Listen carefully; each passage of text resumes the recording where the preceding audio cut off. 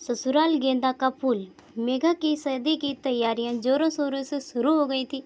वर वधू के घरों में सारी रस्मों का श्री गणेश हो चुका था। इधर मेघा का घर गेंदे के फूलों से सजा हुआ था तथा जमीन पर गिरे गेंदे के फूल को उठाकर मेघा की बहनें और सहेलियां उसे चिढ़ाने के मूड से बार बार ससुराल गेंदा फूल वाला गाना गाने लगी। हाथों में मेहंदी लगाते हुए मेघा ने अपनी बड़ी बहन से पूछ ही लिया, दीदी यह लोग मुझे बार बार ससुराल गेंदा फूल कहकर क्यों चिढ़ा रहे हैं? आखिर ससुराल व गेंदा का क्या संबंध है? दीदी ने उत्तर देने से पहले ही मेघा की एक सहेली मेघा को कोहनी मारते हुए कहने लगी, थोड़ा इंतजार करो, तुम्हें ससुराल जाकर सब पता चल जाएगा। उसकी बात खत्म होते ही फिर दीदी ने मेघा को उसके प्रश्न का उत्तर देते हुए कहा, देखो मेघा, मायके और ससुराल में अंतर तो होता ही है।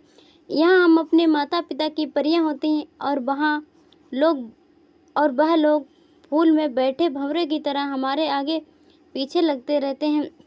ससुराल भी एक फूल की तरह होता है, पर वहाँ रहने वाले हमारे आगे पीछे नहीं लगते, बल्कि हमें उनके आगे पीछे लगना पड़ता है। तुम्हें पता है, गेंदे में खुशबू होने के बाद भी कोई भी भंवरा उनमें नहीं मंडराता है, इसीलिए ससुराल को गेंदा फूल कहा जाता है। दीदी की बात उसे समझ में नहीं आई और वह अपनी मेहंदी की रस्म का आनंद उठाने लगी। दूसरे दिन मेघा शादी करके अपने ससुराल चली गई। ससुराल में भी उसके आवभगत बहुत भव्यता से हुई। ससुराल की सारी रस्में मेघा ने भी खुशी खुशी निभाई। सास ससुर का आशीर्वाद तथा छोटों का प्यार लेकर मेघा अपने वैवाहिक जीवन में मग्न हो गई। ससुराल वो उसको सब प्यार करते थे तथा पति भी उसके हर निर्णय में साथ खड़े होते थे। इसी बीच मेघा की सरकारी बैंक में अच्छे पद पर नौकरी लग गई। मेघा के ससुराल वाले मेघा की नौकरी से बहुत खुश थे। अब घर में के कमाने वाले हाथ भी बढ़ गए थे। मेघा की ननद सास मेघा के घर के कामों में उसका बराबर हाथ बटाते। मेघा की घर की जिम्मेदारियों को बखूबी निभाने की कोशिश करती तथा घर में मिल रही सास और ननद की सहायता से वह ऑफिस में भी अच्छा काम करने लगी, जिस कारण उसकी जल्दी ही तरक्की हो गई। तरक्की के साथ साथ उसके ऊपर अतिरिक्त जिम्मेदारी का भार भी आ गया। मेघा को अब सुबह जल्दी तथा शाम को ऑफिस से आने में देर हो जाती, जिस कारण मेघा घर में ज़्यादा समय नहीं दे पाती थी, जिसके परिणाम स्वरूप मेघा के ससुराल में मेघा के द्वारा घर के कामों में कम हाथ बटाना सास और ननद के लिए सिर दर्द बनने लगा। अक्सर ननद अपनी माँ को यही जवाब देते हुए दिखती, मम्मी सारे काम क्या मुझसे करा लोगी? भाभी को क्या मुंह दिखाने के लिए लाई हो? मुझे भी बहुत से काम होते हैं। अब आए दिन काम को लेकर घर में तनाव रहने लगा। मेघा सुबह जल्दी उठकर नाश्ता तैयार कर जाती, लेकिन जब तक घरवाले नाश्ता खाते तब तक वह ठंडा हो चुका होता है। रोज डाइनिंग में खाने और घर की रखरखाव को लेकर मेघा की बातें बनने लगी। मेघा का पति भी अंदर से मेघा की तरक्की से आहत था, लेकिन वह घर वालों के सामने मेघा का साथ देता, जिसकी वजह से घरवाले और जोरू के गुलाम को पुकारने लगे। सर्दियों का समय चल रहा था, बाहर अंधेरा हो चुका था और मेघा अभी घर नहीं आई थी। उसे आज ऑफिस में बहुत काम था। रात के खाने की तैयारी नहीं हुई थी और मेघा की ननद भी अपनी किसी दोस्त के साथ रहने चली गई। घड़ी की सुइयां देखते हुए बड़बड़ाते हुए मेघा की सास रात के खाने की तैयारी करने रसोई में गई। उन्हें बड़बड़ाते हुए काम करता देख मेघा के ससुर ने उनसे कहा, सर का पट्टा बांध कर क्यों काम कर रही हो? अगर तबीयत खराब है तो खाना मत बनाओ। आज हम में से कोई खाना नहीं खाएगा। इस घर में बहू बेटी होने के बाद भी बीमार माँ खाना बना रही है, किसी को कोई शर्म नहीं आती।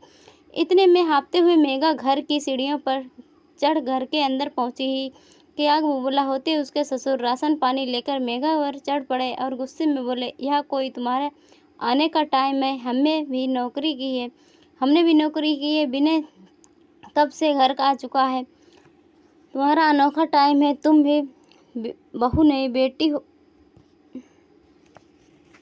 और तुम्हारा अता पता ही नहीं। देखो बीमार सास खाना बना रही। ऐसा बोलते हुए वह अपने कमरे में चले गए। पिता समान ससुर की यह बात सुनकर मेघा पत्थर की सील के समान जड़ित हो गई और आंखों में आंसू लिए अपने को संभालते हुए अपना बैग सोफे पर रख सीधे किचन की तरफ भागी। किचन में पहुंचते ही उसने अपनी सास के हाथ से कलछी लेते हुए कहा, सारी माँ, आज बहुत काम था, देर हो गई। आपको क्या हुआ? आप जाओ आराम करो, मैं खाना बनाती हूँ। गुस्से में बैठी हुई सास को मानो मेघ की आरती उतारने का अवसर मिल गया। अब क्या करना है? सारा काम तो मैंने कर लिया, तुम करो अपनी नौकरी। और हाँ, तुम्हें इतना पता नहीं कि बाहर से आकर पहले हाथ मुंह धोते हैं, फिर रसोई के सामान को छूते हैं। यह सुनते ही मेघा जल्दी से बर्तन धोने वाली सिंक में ही हाथ साबुन से धोने लगी और जल्दी से दूसरी तरफ रोटी बनाने लगी। सबको खाना खिलाकर मेघा बर्तन धो, रसोई की सफाई आदि काम निपटाकर जैसे ही कमरे में गई तो बीने शुरू हो गए। यह देखो मेघा, तुम्हारा सारा सामान बाहर वाले कमरे में बिखरा पड़ा है। तुम घर की सफाई में ध्यान तो नहीं देती हो और सामान फैला देती हो। यह सारा सामान मैं उठाकर लेकर आया हूँ, थोड़ा ध्यान रखो करो। मेघा को यह समझ में नहीं आ रहा था, कल तक जो उससे बहुत प्यार करते थे वह परिवार आज उसके खिलाफ होता जा रहा है।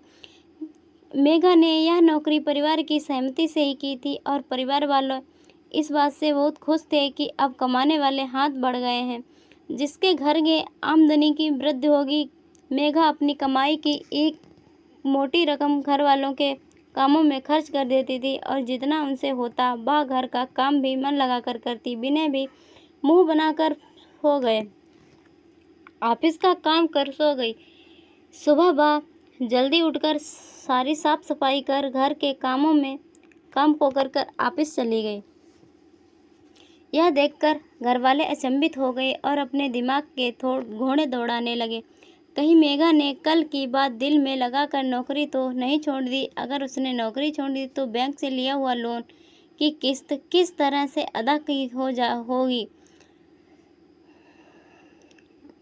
रात के खाने की पूरी तैयारी कर विनय का इंतजार करने लगी। विनय भी मेघा को घर में देखकर हैरान हो गया। माता पिता के साथ वार्तालाप करने के बाद उसने मेघा से पूछ लिया, क्या बात है मेघा, आज तुम जल्दी कैसे आ गई?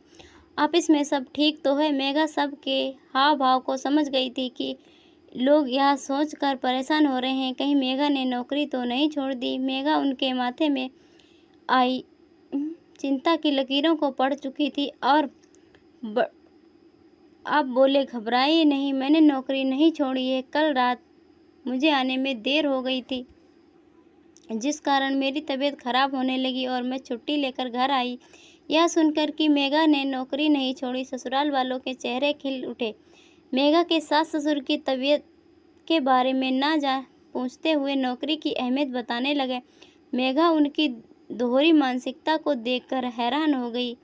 कल तक जो घर के कामों के लिए मेघा को कोस रहे थे, आज वह उसे नौकरी पर ध्यान देने की नसीहत दे रहे हैं। सबको खाना खिलाकर मेघा जैसे ही रसोई में बर्तन साफ करने जाने लगी तो उसकी सास ने उसके कमरे में जाकर आराम करने के लिए कहा। लेकिन यह देख मेघा ने अपनी सास की बात का जवाब देते हुए कि माँ जी, मैं आराम कैसे करूँ, आपकी तो तबीयत खराब है, आप रसोई का काम कैसे निपटा पाएंगी? सास बात संभालते हुए बोली, अरे वाह, तो कल सर्दी के कारण मेरे सर में दर्द हो रहा था, आज मैं ठीक हूँ। तुम जाओ अपने ऑफिस के काम निपटाओ रसोई में और मैं और तुम्हारी ननद देख लेंगे।